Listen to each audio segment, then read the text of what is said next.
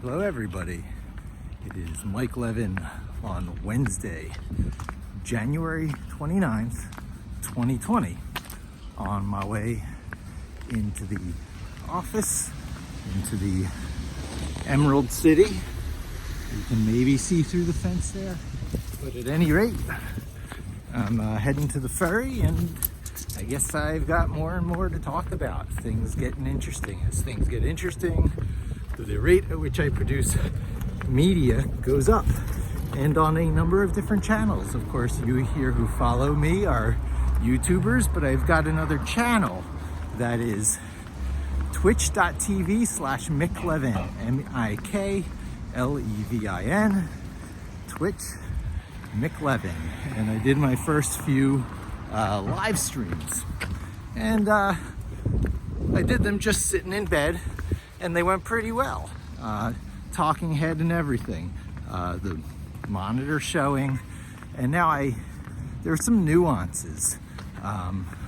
Since I don't do any editing, I figured I might as well do live, and there is live here on YouTube, but the live community seems to be on Twitch, and it's all based around the community activity with chat, as opposed to posting comments. And I guess YouTube might have that. I gotta investigate YouTube's live offerings, but it seems time for me to give Twitch a try. And to that end, I tried OBS, Open Broadcast Studio, and Streamlabs Open Broadcast Studio, which they call slobs.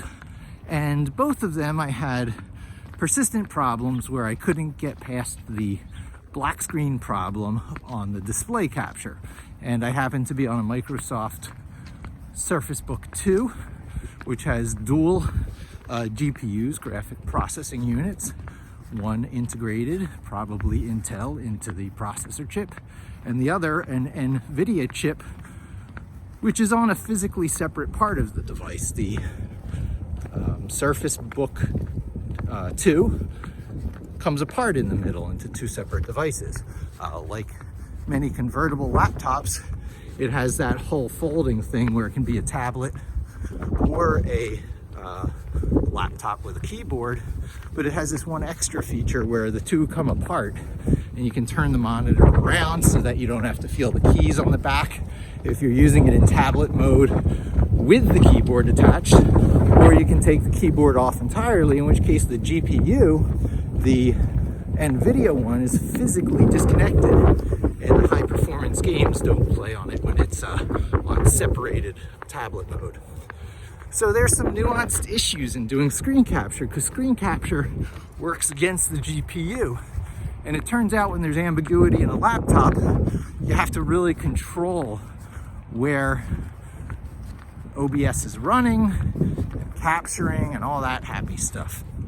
And I can't really get it right on either version of OBS. And I followed all those recommendations, and there's a lot of nuanced little recommendations, and I've tried every combination on the matrix, multi-dimensional matrix of possibilities. And I walked through every one of them, and the only thing that can make the screen capture, the display capture, work is to physically separate the tablet part from the keyboard, forcing everything onto the integrated GPU. But it's unacceptable to do that, and then even when I start to attempt to stream or do a video capture, it throws an error. So there's still not something right there. Anyway, I'm rambling a little about a problem that led me to Twitch Studio. Twitch Studio is beta software from Amazon owns Twitch that doesn't have this problem, but it is in beta, and the performance really tanks compared to the performance of OBS, or at least I think it does from the talk on the internet, since I never got OBS to capture successfully. So anyway, I did my first few streams under those conditions, and set my stream rate and my resolution and my frame rate all down to a really low amount where you almost can't make out the text on the screen, and that's a problem. and it captured most of the way fine, and then it started dropping at the end, and it was really distracting. So I got a few things to work out to do streaming on my laptop, if that's the way I'm gonna go. And I think it is because I'm on the go all the time. So I want to stream wherever I'm at, whatever I'm doing. Of course, I need a strong enough upload speed to do that, which is why I'm back here right now, just outright doing local video capture on my phone, planning to push it up on YouTube, as is my normal. So why am I doing this? Why am I getting ready to stream? It's not just gratuitous. I'm getting to a phase in my work, in my career, where it's getting really interesting. Some of the most interesting work I've done in my life. All SEO related, all Linux, Python, Vim, and Git, Jupyter Notebook sprinkled in.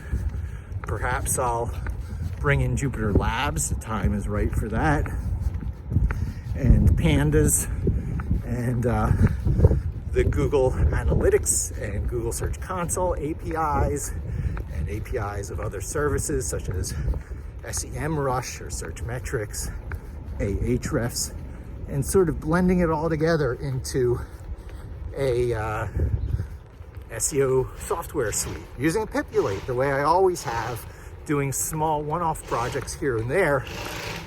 And people who followed me have been waiting for those Pipulate tutorials for a long time, years. But it's always been a private internal tool, and the work I've always been doing with it has always been somewhat on the proprietary, can't share that side. So my tools for making tools have always been in, github.com/miclevin/Pipulate. But the tools that I make with it, really not so much. And it's time for that to change and put out sort of, maybe you'd call it a DIY, a do-it-yourself SEO software suite to compete with the big boys. And, it's not like it's going to step in and automate and do everything for you, because I'm just a single person, not a company with a whole development staff and support staff. So I'm not going to be making Bright Edge or Conductor or LinkDex or any of these other types of software suites that are very much geared towards marketing agencies, because they need a design, a framework, a methodology for doing SEO, which is such a nuanced thing. The attempt is always to formalize it, to make one size fits all for SEO clients and customers, but it's never the case. Everyone needs different things done. Even the investigations have to vary a little bit. One site might have, JavaScript issues, another site have parameter issues, another site have hierarchical organization issues. And to ferret all these things out, it takes, this type of investigation, that type of investigation. So I'll be working on a menu item of those investigations, more like, letting out some of my latest versions of things that I've done a zillion times in the past. I write this kind of stuff almost in my sleep these days in Python. And I guess their roughness and their ad hoc nature, often in Jupyter Notebook, is the reason I don't push them out a lot. But now with the streaming, I get to formalize that whole, this is done in Jupyter Notebook first, and then moved over here into a .py file in a Linux server for scheduling, and sort of document that whole left to right workflow that permeates my my everyday, and I share that with people. It's pretty interesting. I'm on Windows 10 using the Windows subsystem for Linux, WSL2, with Ubuntu as the Linux side of my Windows thing, which is where all the scheduling takes place before it gets moved off onto headless cloud server. So there's a little something for everyone in what I do.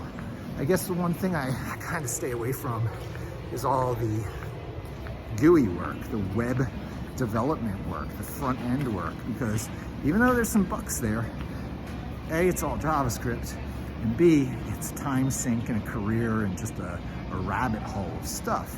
So I work on scheduled stuff that you would call scripts, stuff that starts out in Jupyter Notebook that you can tweak around, and then you parameterize the whole Jupyter Notebook, move it over here, and because it's a parameterized .py file at that time, meaning taking input parameters like what site are you working on, what URL do you want to look at, what date range are you investigating, you can now put a batch of these into scheduling and have your script run all different ways with a whole bunch of different input parameters.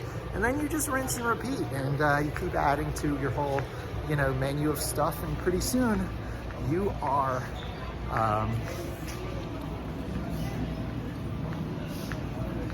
doing more than any SEO agency could. You're doing more as a single person than what a whole team of people could ever hope to do. So anyway, I'm at the ferry now, and this is where I'll wrap up. Thanks for joining me. Hope to see you again soon, and don't forget to subscribe.